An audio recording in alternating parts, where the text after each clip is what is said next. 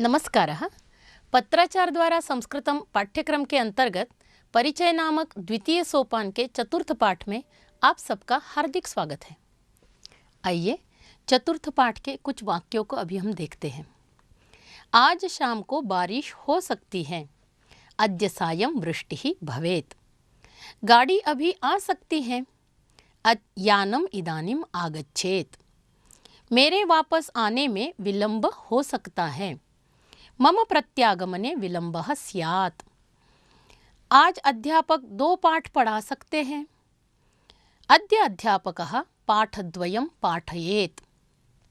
सीता शायद पुस्तक नहीं पढ़ेगी। सीता प्रायः पुस्तकं न पठेत्। इन वाक्यों में हमने देखा कि सकता है, सकती है, हो सकती है, इस तरह का प्रयोग है।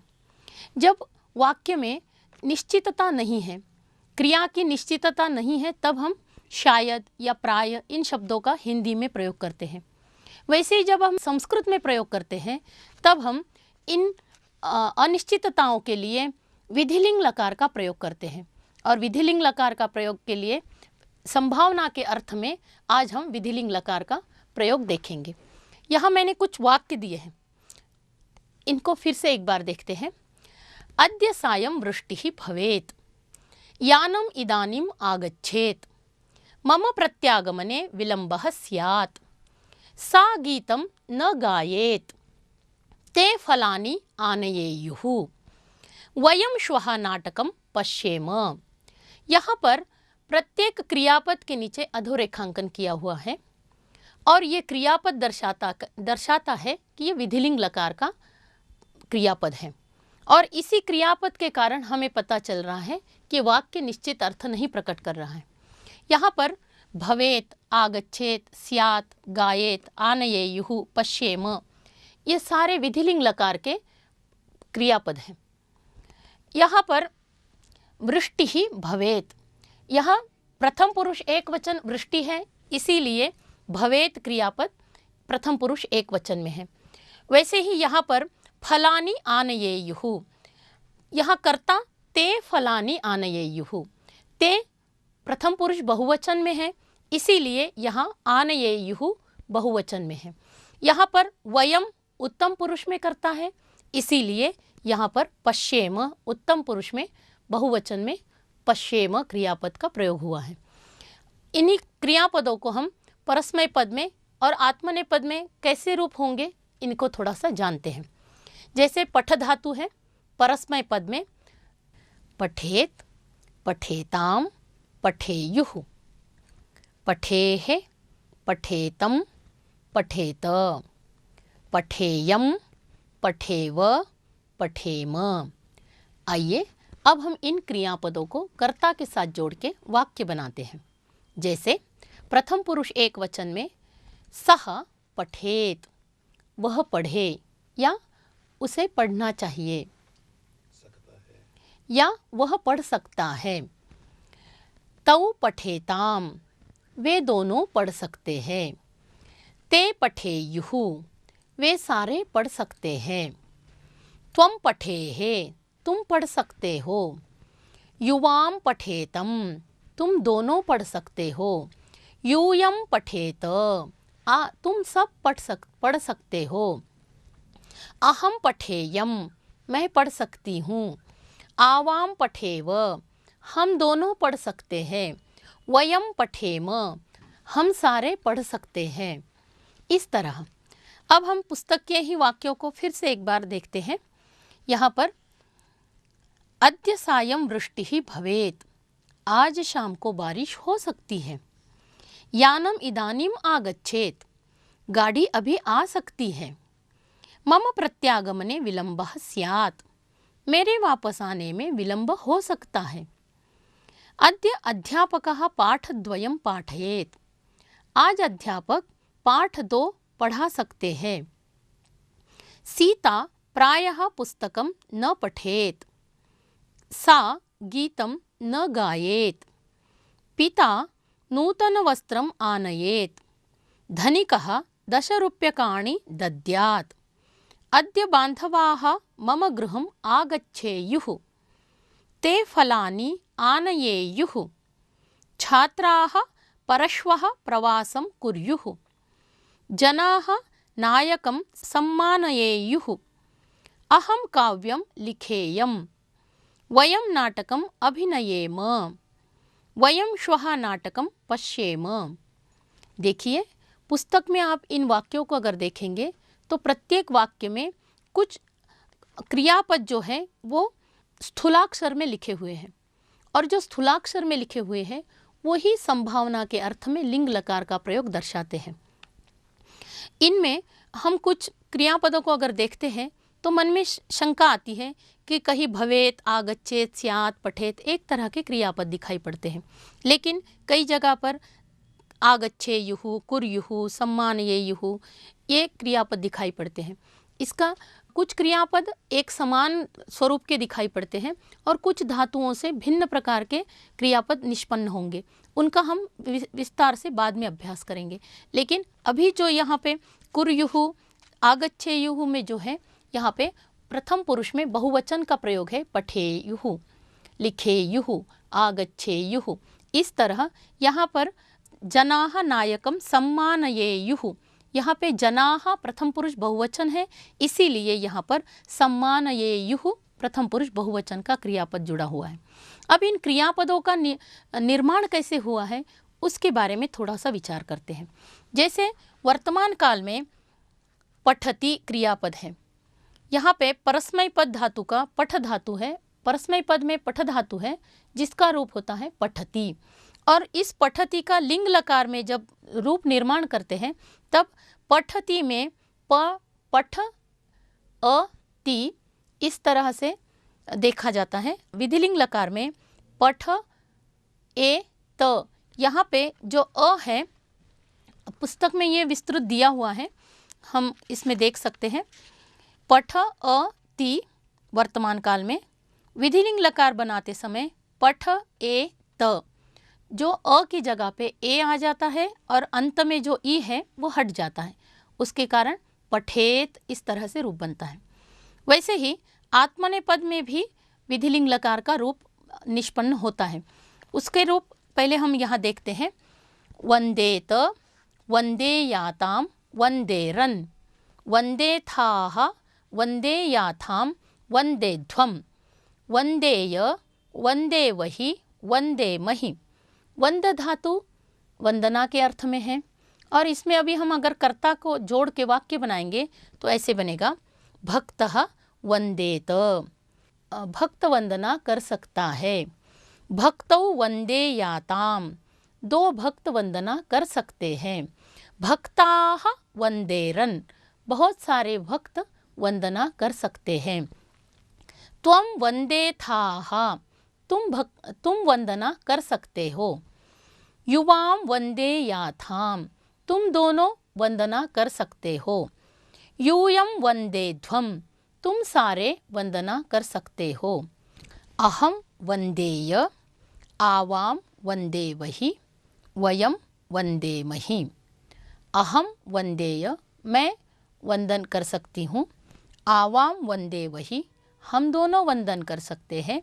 वयम वंदेमहि, हम सारे वंदन कर सकते हैं। इस तरह से आत्मनेपद में भी हम लिंग लकार का प्रयोग कर सकते हैं। आत्मनेपद में क्रियापद निर्माण कैसे हुआ है वो देखते हैं। तो आत्मनेपद में वंदते क्रियापद है। वंदते में वंद, अ, ते इस प्रकार वर्तमान काल में रूप बना है। उसी को हम लिंग लकार में जब बनाएंगे, वंद, ए, त, इस तरह से वंदेत, इतना ही अवशिष्ट अवशिष्ट रहता है। तो वर्तमान काल में वंदते, लिंग लकार में वंदेत, पूर्णतः उच्चारित करना है। अब हम कुछ क्रियापदों का अभ्यास करते हैं। वर्तमान काल के लट लकार में कुछ क्रियापद हैं, फिर लिंग लकार में प्रथम पुरुष में और उत्तम पुरुष में एक वचन और बहुवचन में उनका हम अभ्यास करेंगे। जैसे लिखति, लिखेत, लिखेयुः, लिखेयम, लिखेम। गच्छति, गच्छेत, गच्छेयुः, गच्छेयम, गच्छेम। नयति, नयेत, नयेयुः, नयेयं, नयेम। पतति, पतेत्, पतेयुः, पतेयं, पतेम। वन्दते, वन्देत, वन्देरन्, वन्देय, वन्देवहि। श्लाघते, श्लाघेत, श्लाघेरन्, श्लाघेय, श्लाघेमहि। अब तक हमने नियमित धातुओं के रूपों का अभ्यास किया। कुछ धातुएं ऐसी होती हैं जिनके रूप नियमित नहीं बनते हैं।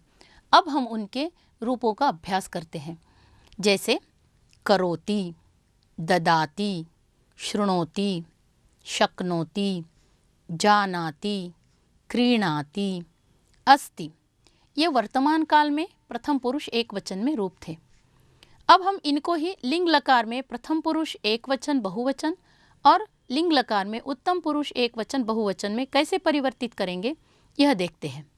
जैसे करोति, कुर्यात्, कुर्युः, कुर्याम, कुर्याम। ददाति, दद्यात्, दद्युः, दद्याम, दद्याम। शृणोति, शृणुयात्, शृणुयुः, शृणुयाम, शृणुयाम। शक्नोति, शक्नुयात्, शक्नुयुः, शक्नुयाम, शक्नुयाम।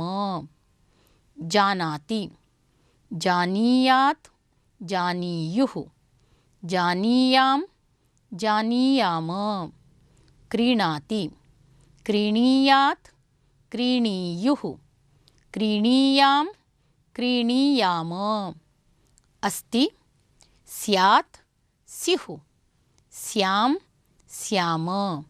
इस तरह यहाँ हमें यह ध्यान देना होगा कि यह जो रूप अभी देखे हैं ये प्रथम पुरुष एक वचन और बहुवचन, उत्तम पुरुष में एक वचन और बहुवचन में देखे हैं। लेकिन मध्यम पुरुष में भी रूप बनते हैं, द्विवचन में भी रूप बनते हैं। लेकिन सरलता के लिए अब हमने यहाँ पर सिर्फ प्रथम पुरुष में एक वचन और बहुवचन का अभ्यास कराया और उत्तम पुरुष में भी एक वचन और बहुवचन का अभ्यास कराया। अब हम पाठ के अभ्यास को करते हैं। निम्नलिखित धातुओं के लिंग लकार के प्रथम पुरुष एक वचन के रूप लिखिए। उदाहरणार्थम गच्छति, गच्छेत्, क्रीडति, क्रीडेत्, त्यजति, त्यजेत्, वदति, वदेत्, उपविशति, उपविशेत्, कथयति, कथयेत्। इस तरह से आगे के 5 वाक्यों का उत्तर आप खुद लिखिए और इसी पाठ के पृष्ठ भाग में उत्तर दिए हुए हैं, वहाँ से परिशीलन कर लीजिए। आगे का अभ्यास देखते हैं। रिक्त स्थानों की पूर्ति कीजिए। यहाँ पर प्रथम पुरुष एक वचन, द्विवचन और बहुवचन के रूप हमें लिखने हैं। कुछ एक क्रियापद दिया हुआ है, 2 रूप हम लिखेंगे। जैसे तिष्ठेत, तिष्ठेताम, तिष्ठेयुः। स्पृशेत, स्पृशेताम, स्पृशेयुः। ताड़येताम, द्विवचन। अब प्रथम एक वचन और बहुवचन हमें लिखना है, तो क्या हो सकता है? ताड़येत, ताड़येयुः। अर्थात ताड़येत, ताड़येताम, ताड़येयुः। अब चोरयेयुः दिया है, तो एक वचन क्या होगा? ठीक, चोरयेत। द्विवचन चोरयेताम, चोरयेयुः दिया है। इसी तरह से आगे के क्रियापदों का अभ्यास करके हम उत्तर दीपिका में उसका परिशीलन कर सकते हैं। तृतीय अभ्यास देखते हैं। निम्नलिखित लट लकार के रूपों को लिंग लकार में परिवर्तित कीजिए। अब यहाँ पे लट लकार के रूप दिए हुए हैं, उसके अनुसार हमें लिंग लकार में परिवर्तन करना है। जैसे पठन्ति, प्रथम पुरुष बहुवचन है, इसीलिए प्रथम पुरुष बहुवचन में लिंग लकार में पठेयुः।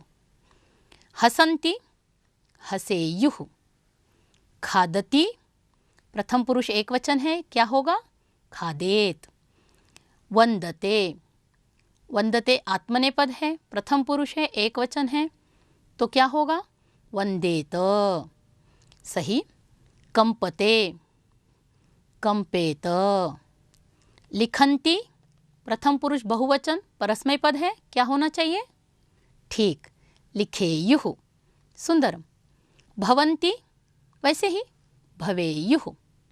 इसी तरह आगे के उदाहरणों के उत्तर आप स्वयं लिखिए और पीछे दी गई उत्तर दीपिका में उसको एक बार परिशीलन कर लीजिए। चौथा अभ्यास देखते हैं। आकाश में छाए काले बादलों को देखकर कोई आगे होने वाली घटनाओं के बारे में सोच रहा है। नीचे दिए गए वाक्य वर्तमान काल में है, उन्हें लिंग लकार में परिवर्तित कर पुनः लिखिए। इदानीं वृष्टिः भवति, वर्तमान काल का वाक्य है, लिंग लकार में परिवर्तन करना है। इदानीं वृष्टिः भवेत्।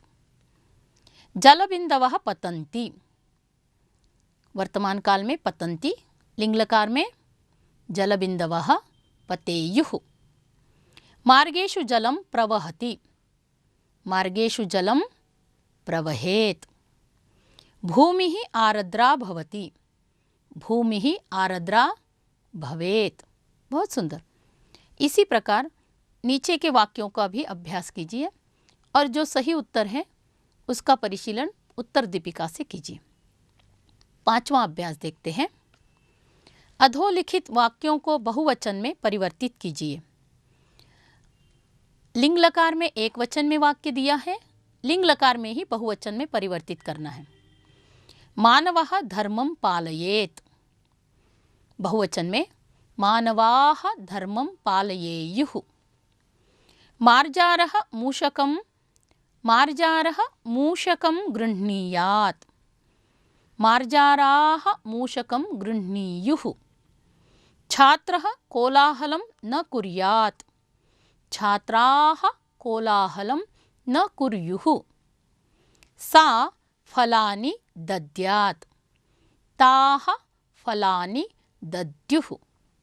चोरः वस्तूनि अपहरेत्, चोराः वस्तूनि अपहरेयुः। इसी प्रकार आगे के वाक्यों का आप अभ्यास कर सकते हैं। इस प्रकार हमने संभावना में लिंग लकार का अध्ययन किया। मुझे पूर्ण विश्वास है कि आप सब संस्कृत में बोल सकते हैं। यदा अहम मिलामि तदा भवन्तः संस्कृतेन वदेयुः। वयं सर्वे भारत भ्रमणार्थं गच्छेम, वयं सर्वे संस्कृतेन कोलाहलं कुर्याम।